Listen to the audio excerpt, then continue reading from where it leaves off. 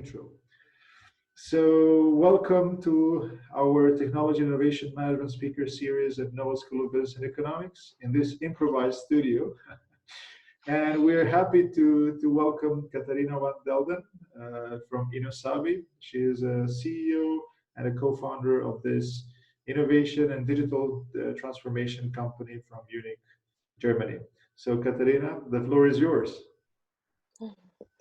Thank you so much. Well, thanks for inviting me, and virtual thanks to everybody who's listening and watching today in the class. I'm super excited that I get the opportunity to speak. And actually, honestly, maybe that's one of the benefits of the crisis, that I don't know if, I would have been able to hop over to Portugal today to talk to you guys. So I'm really happy we get to do this in a virtual manner and exchange our thoughts like this. Before I go into the topics, I do want to invite you to reach out on any social media site you want, LinkedIn or wherever, because I do think that the true value of these types of conversation we are having today is really in connecting and about getting to know each other and about staying in contact. You never know where our paths will cross again, and it's good to be connected. So I do invite you to reach out and also to keep the conversation alive after today.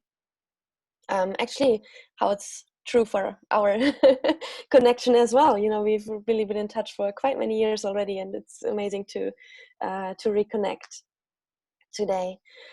Well, before I go into the topic of today is kind of my view on the market of innovation management tools and how innovation has changed over the last years in large corporates. Let me introduce you a little bit about myself, about my personal journey to where we are today. Well, I am Catharina van Delden. I'm the co-founder and CEO of NovaSBE, is innovation management software tool company. I always say in order to understand my background or my journey in life, you really need to understand just one thing, and that's what motivates me, what drives me, and that is truly an intense curiosity for everything new. So if you look at my CV, that leads to quite a lot of time abroad. I've studied and lived and worked in India, in Argentina, in the US. Because that's the curiosity for new people, for new cultures, for new ideas, but also it ultimately leads to the foundation of a company, and especially one that deals with innovation. Apart from our work at NovaSBE, we founders have the agreement amongst each other that we can take on other responsibilities as long as they kind of play along to what we do at NovaSBE. So I have the pleasure to not only be the CEO of NovaSBE, but also to be part of the advisory board of Deutsche Bank, where I'm part of the conversations around digital, of course. And then I'm part of the presiding committee of Bitkom, which is a large a digital association here in Germany, where I represent the interests of young companies. And finally have some roles in political context, all having to do with innovation and digital. But so let me share my screen now so that you can. Actually, I apologize. I'm not putting it on full screen, just to make sure that you are really seeing the right thing.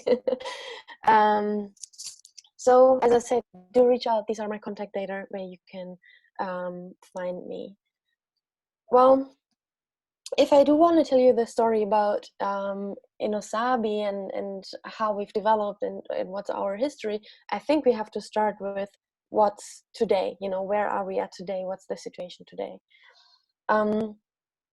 We have realized that many companies have come to a point where in the last couple of years, they have piloted many innovation programs. They have piloted many strategies around digital.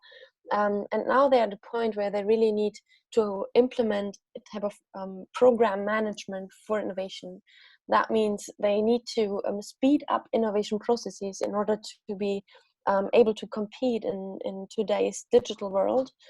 And speeding up innovation processes really means in all parts of the innovation process. So from identifying ideas, evaluating ideas, to building prototypes, to getting market feedback, to shortening the complete cycle and time to introduction to market.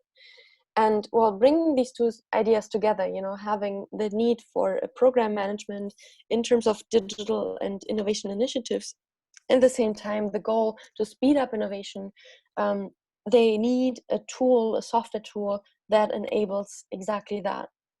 That enables innovation in an ecosystem of a company, and that enables to connect stakeholders like customers, like suppliers, like universities, and employees internally. So we at InnoSBE, we've built the complete toolkit with InnoSBE Galaxy for all things innovation. So we have three different toolkits. One is Spark, which is aimed at the collaboration with employees. So that specifically has tools like internal crowdfunding, like idea management, like innovation challenges and awards. Then we have a second toolkit, InnoSBE Telescope, which is aimed to collaborate with customers and externals, and has tools like prototype testing or idea discussions. And thirdly, we have InnoSBE Spark, which is aimed to collaborate with externals, like, for example, suppliers, like, for example, externals, partners, universities. And these has tools like, for example, an open innovation approach.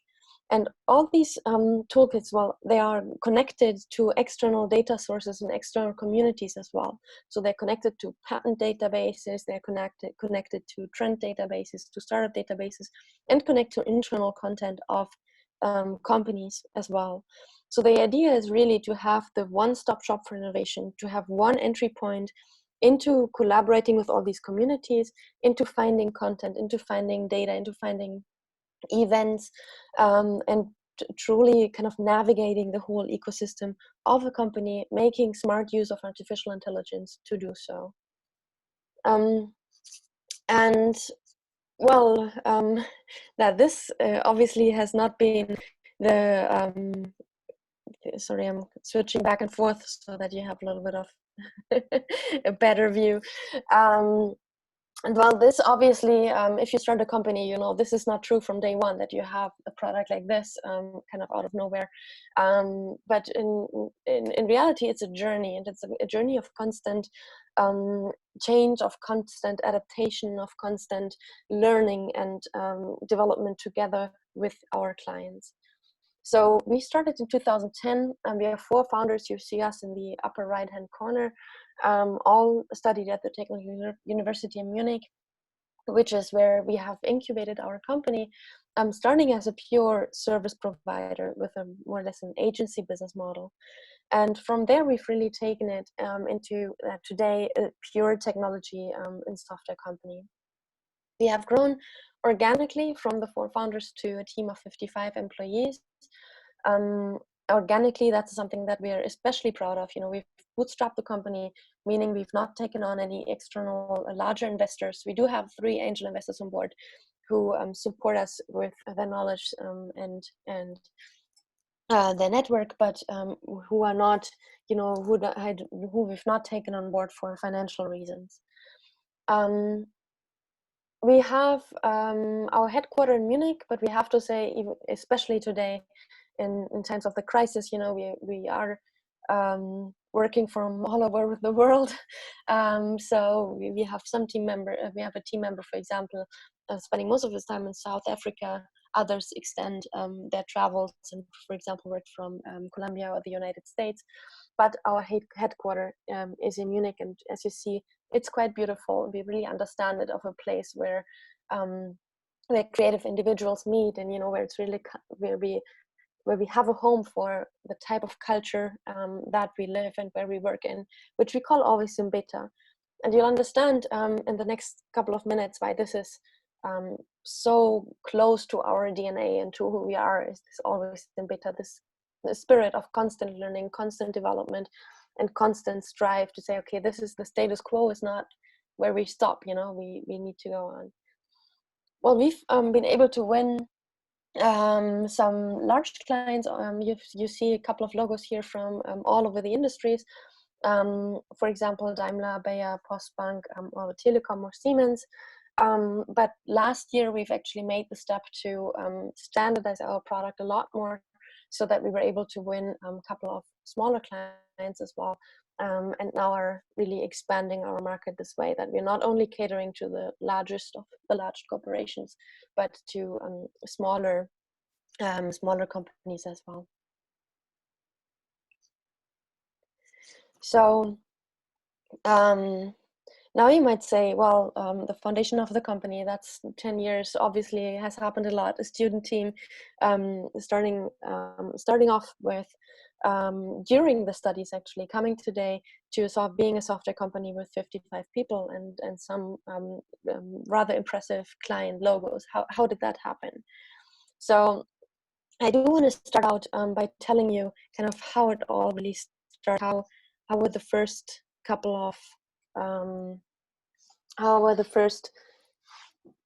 of years?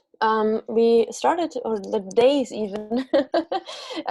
You see, always makes me smile and laugh a bit when I see the picture. Well, when we were students, you start with a very specific mindset into founding a company. Especially we were in our bachelor studies, so we didn't really know many people. We didn't have many contacts. We didn't have any funding or any money to invest, and also, of course, we didn't have a product, but we did have kind of a spark of an idea. I read an article in a magazine called Brands 1 here in Germany, where software engineers tried to explain to their friends how the principle of open source works. And they did that by using the example of a brewery, but a real life example. So they started brewing a beer, and they said everybody who is going to be part of creating this beer will hold chairs in the brewery.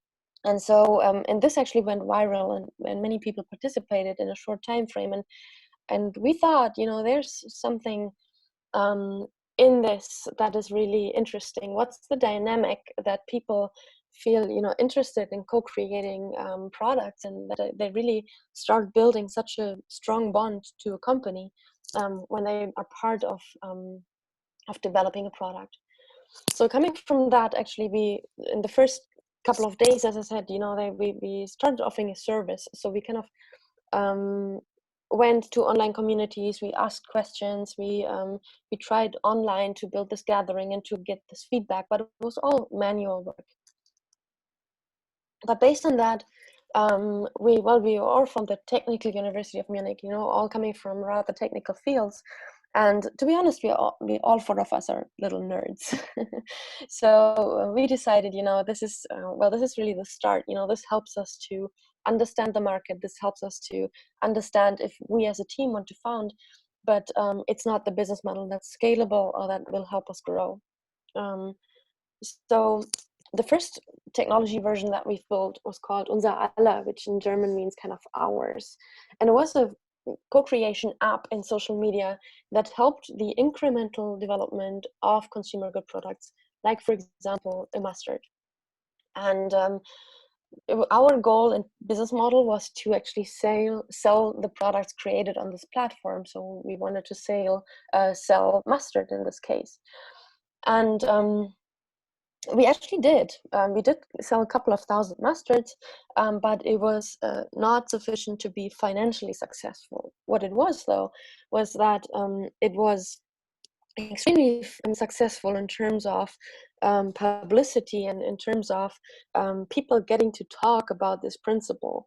So the mustard really made the principle of co-creation, of involving consumers in the development of a product, really tangible and understandable. So in this case, I think there were around 10,000 people involved in creating a new mustard. And just this idea, of collectively creating something, that's something that was really attractive. And for us, it built the first case study to really show, how the principle works, and to get like a tool or a method that comes from a rather abstract business context to make it understandable in a larger context. So in that case, unser aller, this Facebook application, which later on turned into a website, and the masterwork, that we went on to develop a couple of more products like nail polish, like shower gel, and we started to have corporate collaborations. So, for example, the nail polish was developed with Manhattan Nail Polishers, which is a brand of Coty Beauty, and all these products were incredibly successful. But our business model was not as successful because it was still a service model. It was still in the collaborations with corporations, we charged them basically a fee to be part of this process, and it was not a technology model. So what happened is that the first clients, the first companies came to us and they said, well, we love how you involve consumers in creating new products and services. But honestly, for example, if I want to, sorry, I'm switching a bit back and forth here, but there we go. If I want to develop a low pressure cleaner with a client base in Japan, like for example, Kasia did, they said, well, your community of people who are creating mustard and nail polish here in Germany, that doesn't really go along well. So are you able to white label your solution? And so that's what we did. We actually white labeled in this context the unser aller technology for Kasia in Japan, which was quite an intense experience because none of us are speaking Japanese, and we hired Japanese working students in order to help us with the translations and the moderation of the community. We even were able to, you see here, to create advertising videos, and it was huge because Kasia had a collaboration in Japan with a home shopping channel, Japan Takata, which you might be familiar that home shopping in Japan is quite big, and Mr. Jakarta, who's the person of this channel, is extremely famous. So it was really a very successful campaign, and as you see here, these low pressure cleaners got produced and are a successful product. But for us, it meant white labeling our software for the first time, still for the use case to co-create products with consumers in a very visible and external way. But you have to say, well, this why we white labeled, we did it for a one-time campaign. So our customers, like for example Kasia or also Continental, they said, well, we really like the approach, but we want to develop this one product with the technology. And this was actually during a time when the whole customer co-creation was quite all the methods used in innovation management. But by then, between let's say 2010, 2015, in that time frame, it was kind of a big deal.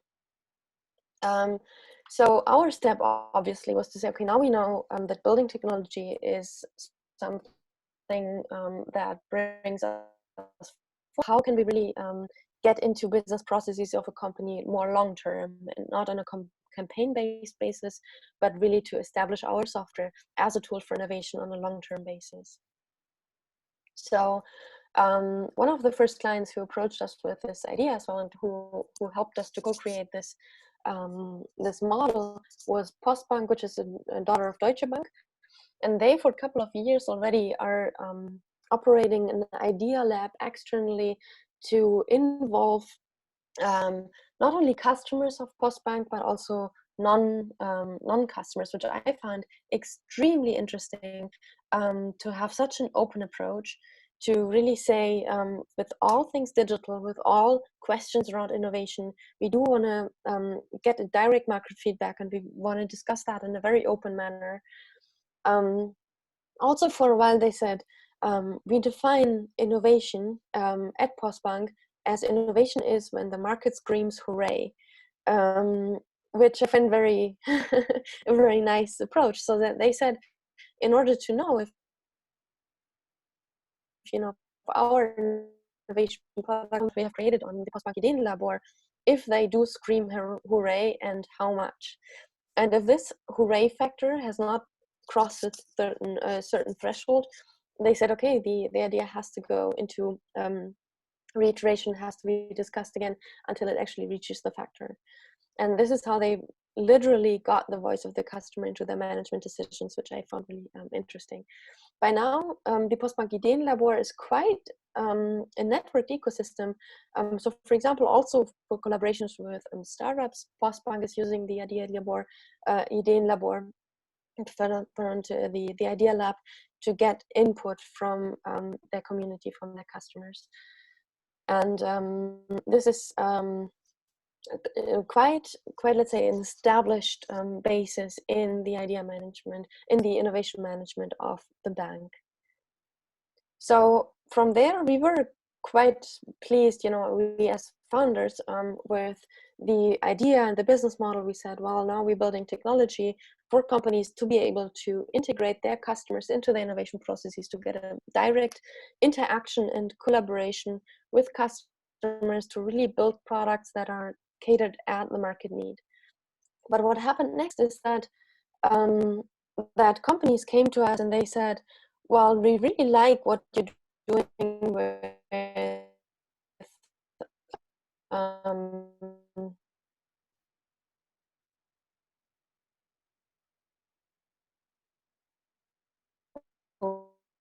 with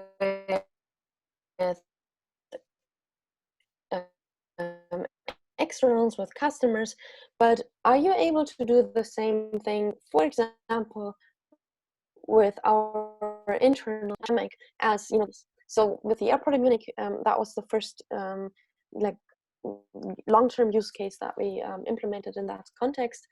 And they have seen quite significant raises in participation rates. They have seen quite significant raises in also in speed of how ideas are driven forward. And by and for us, that was the very significant step of kind of diversifying the tool set we are offering. So now we were not only offering tools for collaboration with customers, but also for internal collaboration with employees. And what happened in this approach, when you say, well, we really grow our company and we grow our product together with our customers, which we did in this case, for example, with the Munich airport, which we did before in the example with Postbank or with Kirche.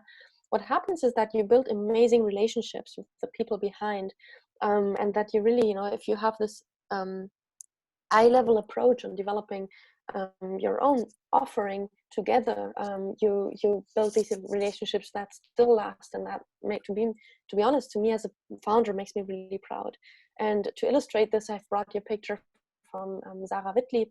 She by the time was in charge of the innovation management of the airport in Munich, and this is a photo of how we filmed a case study with her, where she was a testimonial for InnoSBE. So by then, we had tool sets for collaboration with customers. We had tool sets for collaboration internally.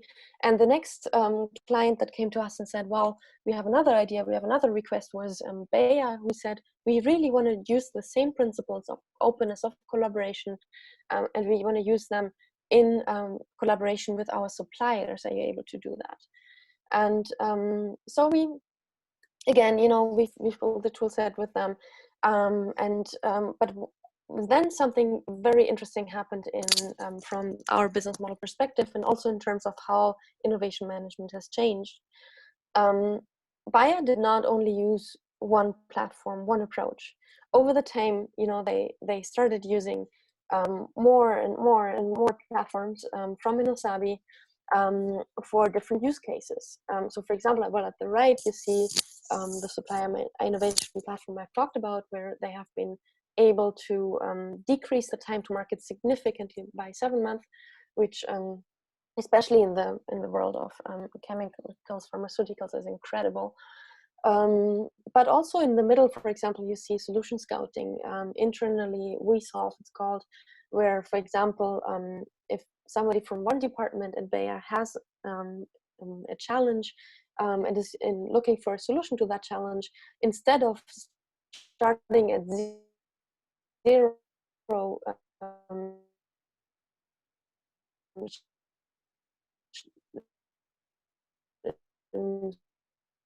solve it in a different context for a similar challenge, and then it's much faster to adapt a challenge than to completely, and to adapt a solution than to completely solve it from day one again. And this is actually how we've come to where we are today, because that was basically the last step before today. You know, we saw many of our clients are using many of our platforms, and also of our competitors' platforms or other collaboration tools at the same time for different initiatives, for different use cases, for different methods. And it came up that they needed a system to combine all these communities, these methods, these tools, these data sources, and to make them accessible.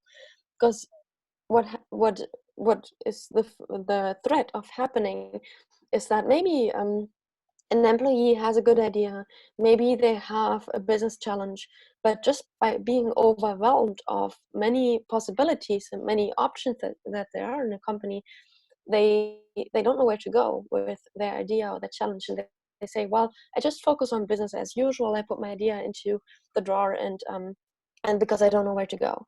And this is really what, you know, we want to solve. We want to bring together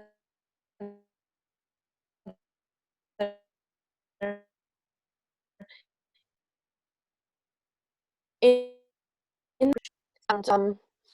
and what we see happening is that not this approach, you know, to drive innovation in an ecosystem, in an open way, to connect data, to connect people, this not only increases the speed of innovation, which is so important today, but it also does a lot for innovation culture.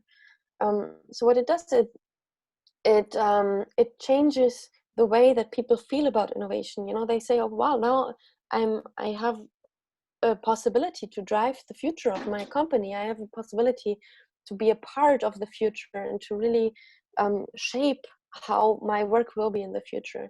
And I'm not just, you know, here to do my daily job, but it's really the true responsibility of every single one in the company to drive the future of the company.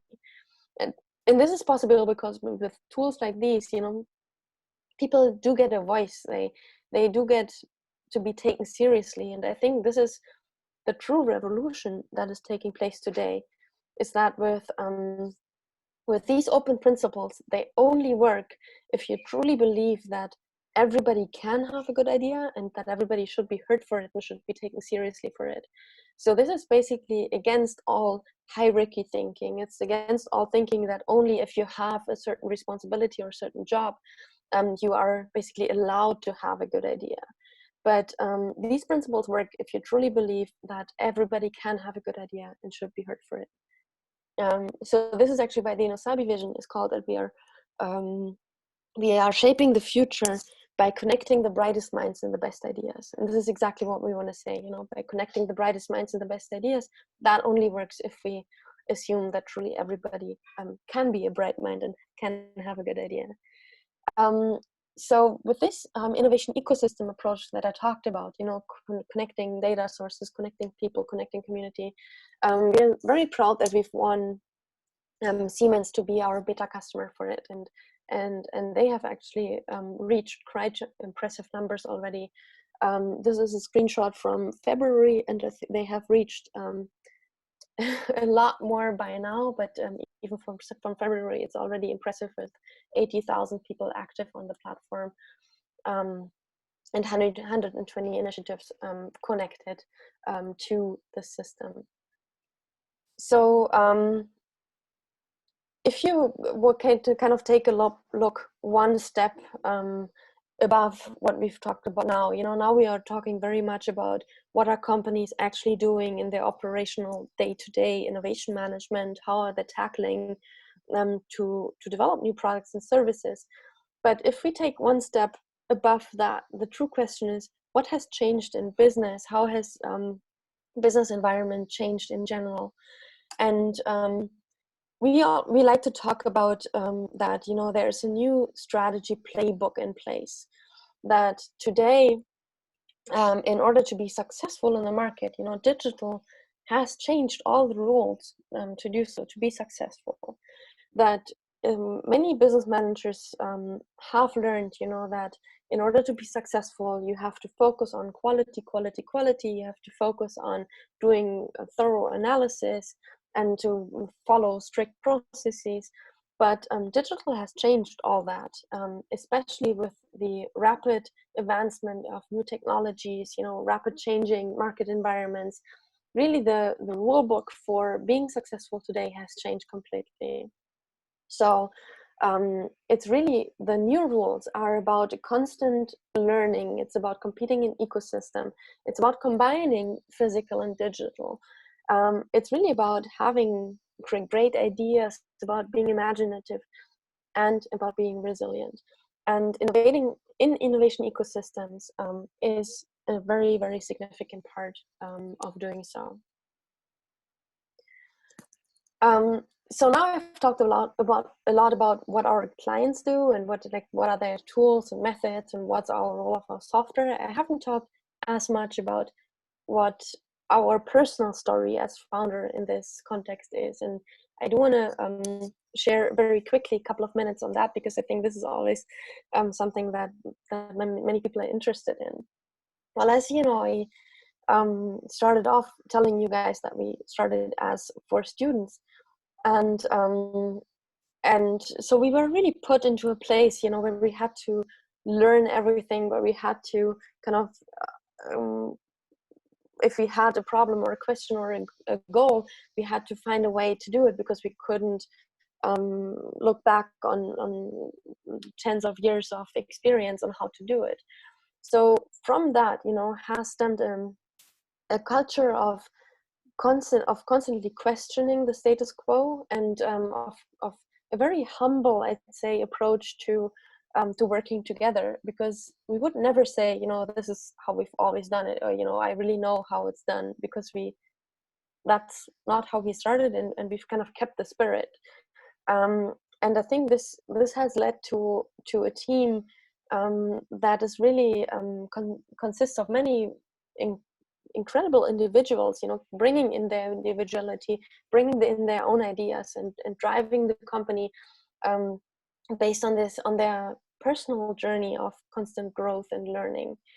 And well, this spirit, in combination with the fact that, you know, we always just talked about what we do, you know, we used every opportunity to talk to people about our ideas, about our experiences, in order to fuel this learning process. And these constant conversations, well, that today we coin as content marketing, has opened quite many doors, you know, has opened us doors to networks that have been very valuable for us, and has given us some quite amazing stages and appearances where we're able to exchange thought with amazing people.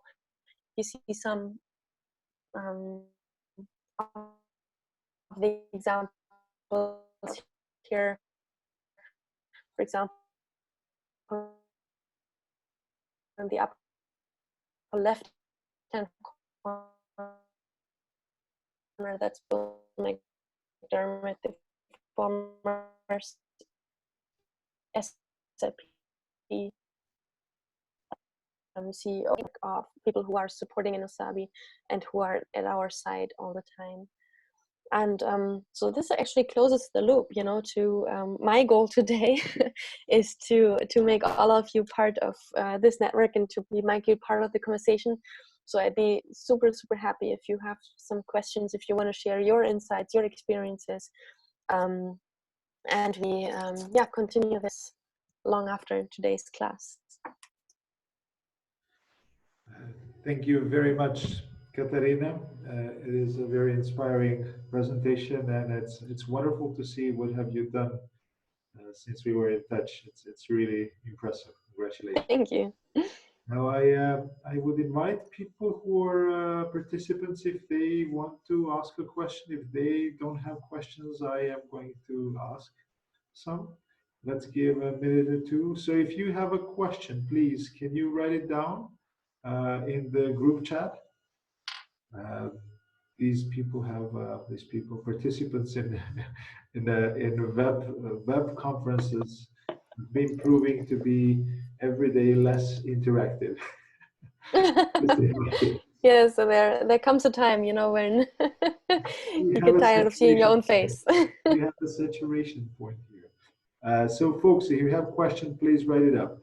So Catarina, I have a couple of questions. You know, over time, I mean, this is, I think, your second presentation in my, there is a question, but let me just finish this. This is my second Yes, presentation I'll do. so far. And every time we talk, there is a change in how you pitch about Saudi, right? These are really significant changes. So I would first ask you to respond to Anne Catherine Lang question, and then we Sure. can continue about this. Sure. So the question is about my educational background and if it's related to coding or software development. I wish, to be honest, because the coders are today's cool people now. So, but well, there's this saying, you know, that to be a successful founding team of a software company, you actually need half of the people to be able to build code and the other half of the people to be able to sell code. So I'm on the sell code side. And my education, well, I think there's an official and an unofficial version. The official one is that, well, I did my bachelor's in business-oriented, in technology-oriented business administration at the Technical University of Munich. So that was part-time marketing, innovation management, and part-time life and food sciences, which is kind of my personal passion still. And then I continued with the executive master of the executive MBA in innovation business creation at the Technical University of Munich, with time abroad at UC Berkeley and also some time in Leipzig. The unofficial version is that to come to that, I actually started 2 other ways of studying, which I quit again. And if I, you know, listed all the things that I started and then quit, you know, that will be a long list. So these are the 2 things that I finished and which kind of go nicely into the story, what I do today. That is very good. Any other questions on that side?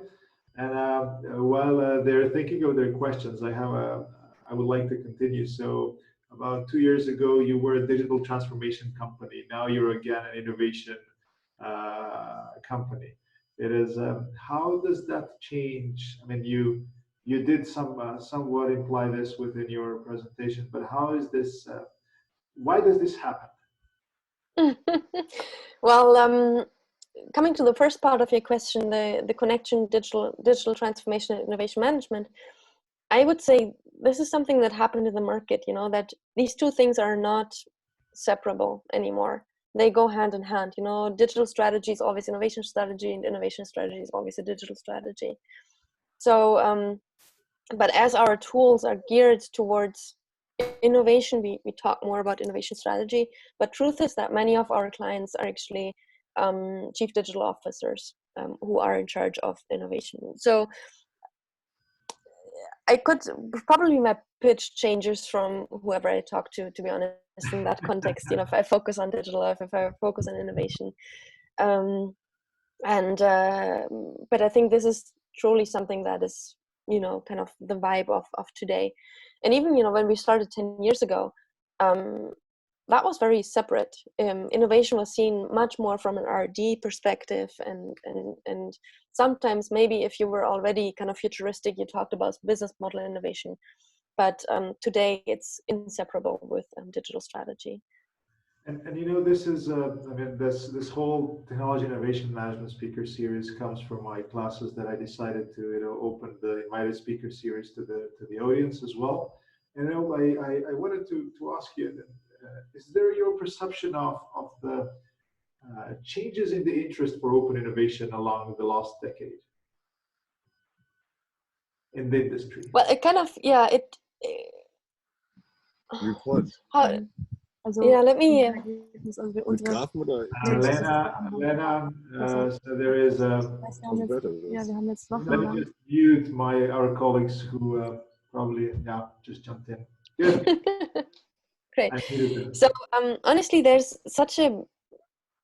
quite a lot of emotions about like how the topic of innovation has been talked about, and the emotions ranges from extremes. The one extreme is that it's like in German we say the Heilbringer. It's like the Messiahs, coming to solve all problems at once, and it's basically the solution to everything.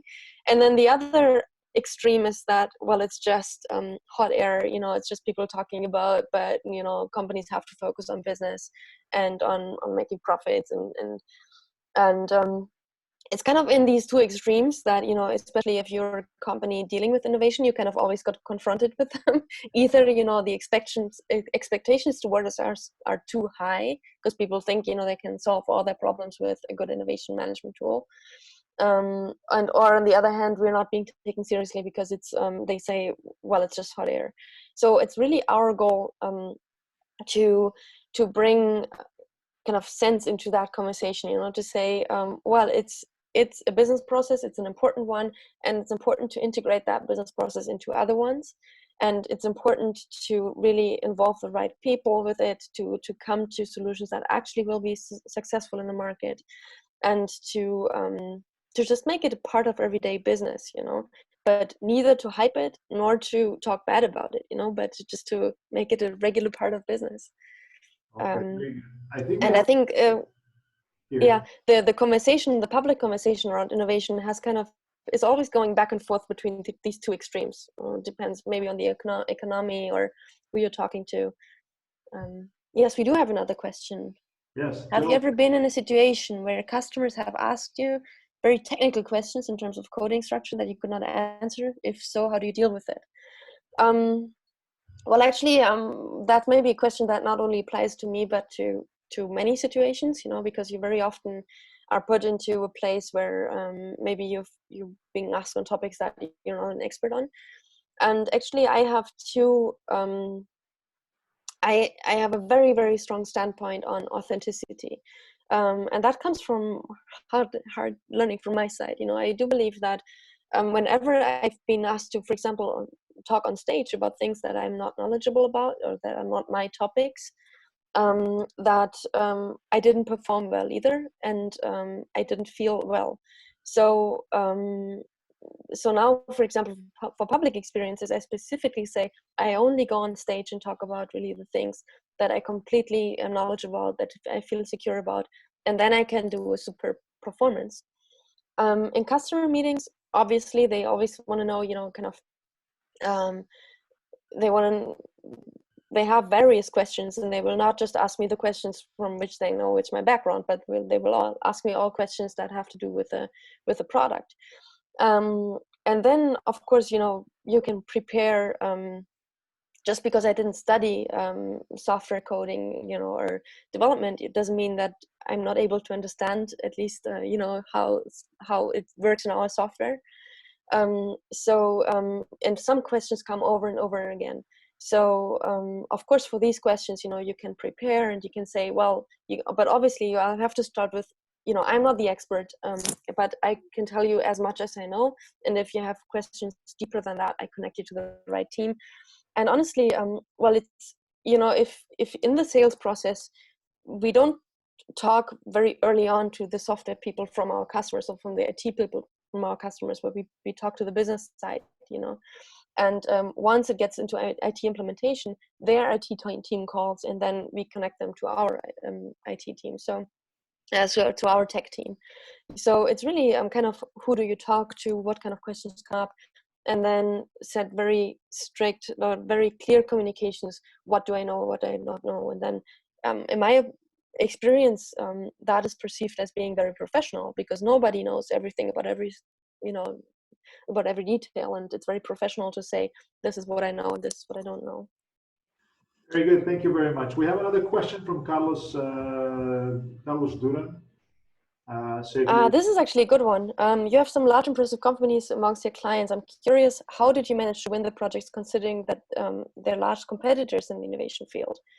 I wouldn't say this is especially interesting in terms of large competitors, but it's interesting in terms of how do you actually win corporate clients if you're a young startup, you know, because these typically a corporate customer wants to see a rather long history of success. They want to see financial stability, and they want to see that not only in kind of in talking to you, but they want to have it in the contract, you know. You have to say, well, yes, you have to guarantee certain things that you might not be able to do as a startup. So what helped us a lot is the two things I mentioned at the end. It's one, first of all, content marketing, and the second of all, networks, building networks. And so we used the very first corporate customer we won actually came from my student job at Osram, which I terminated to found the company. And they said, well, we like what you do, why don't you do your first project with us? So we did, and we asked them if we could use this case study in order to communicate about it. And we've done that over and over again, actually, is whenever we've created something new, whenever we had a new idea, a new approach, a new software tool, we teamed up with our clients to say, we do want to communicate what you guys are doing. Are you fine with it? And we built case studies that we then published and got into the press, that we presented in events and in conferences. And then this comes hand in hand. By talking about it, we've built the network, because then people came to us who were interested in the same topics. They wanted to exchange thoughts, and building on that, we were able to win the clients. Where we are at, actually, what we started at working on last year is that we say, well, this has helped us to build the company, to grow the company, but it's kind of and it was a good, you know, point to get to a rather established point, but it's not the method number one to grow the company, to really scale it, because it's still, you know, to talk about case studies, to talk about methods, to build networks. That's not a very plannable or scalable approach. So we started experimenting to kind of transferring that to the online world, to say we publish articles on LinkedIn, and we put some advertising euros on it, and we see how that goes into conversion. And by now we are kind of having a hybrid approach. So parts of our deals actually come from LinkedIn and from these type of content marketing advertisement, and the other parts come still from network, from partners who we've teamed up with, or from content that we present publicly.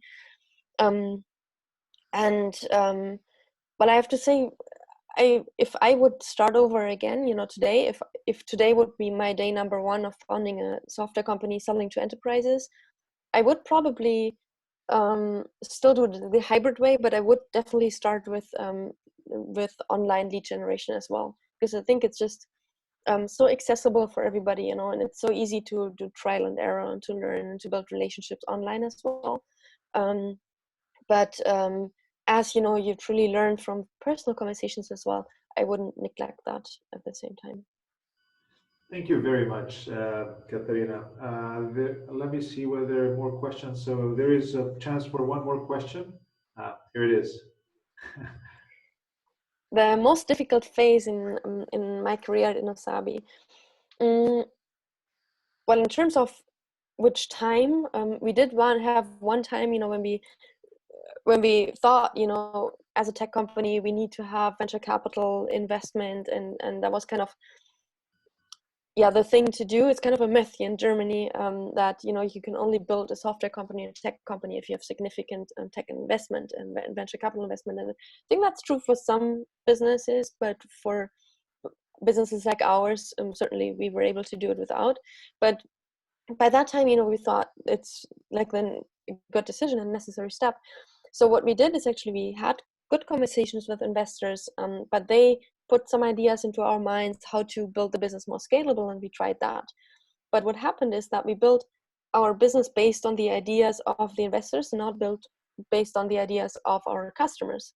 So we terribly failed, and actually were very short of cash, had to let go of the one employee that we had by that time.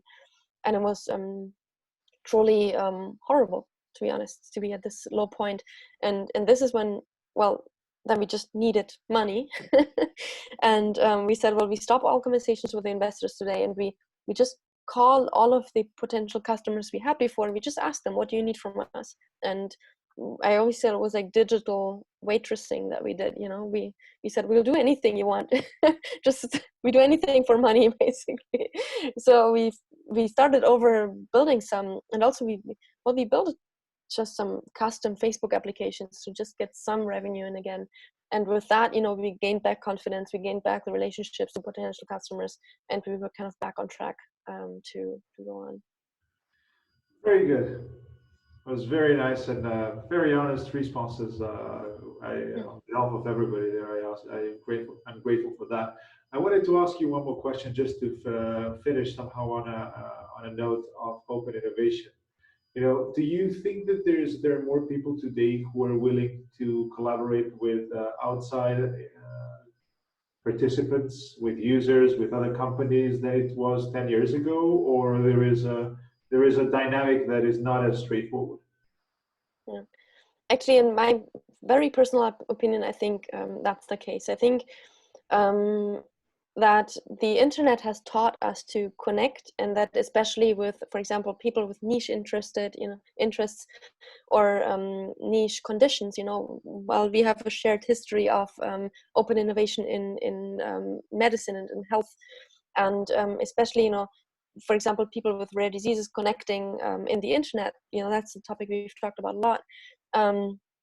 I think this is a mechanism that by today we've learned that it's a good thing to connect with people digital and to find information digitally. So I think people are more willing to co-create and to bring their ideas into a corporate process, etc., and to collaborate. And to be honest, I think what we're going through right now also teaches everybody how to use the value of digital tools for collaboration.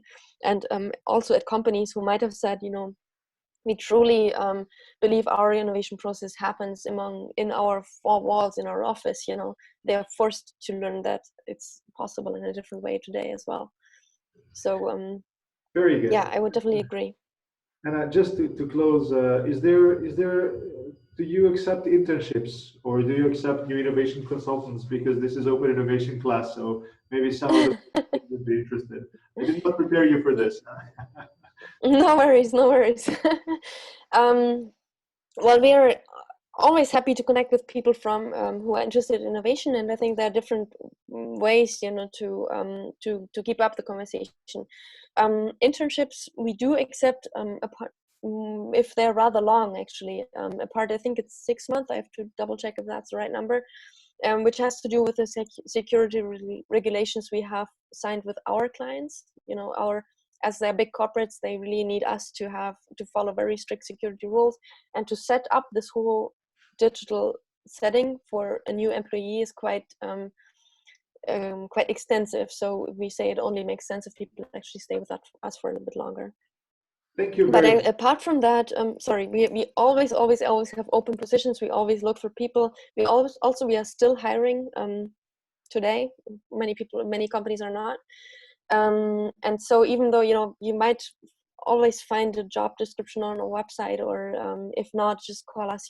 There's very probably an open position, and our company language is English, so that's not a problem. Thank you very much. So on behalf of everyone here, I wish you, first of all, health, and then success in everything that you're set up doing. Thank you very much, and I hope we talk to each other soon. Bye-bye. Yeah, thank you so much for inviting me. Thanks. Okay, thank you. And we will be doing this, and I'll share with you the links later. Bye-bye. Perfect, thank you. Ciao.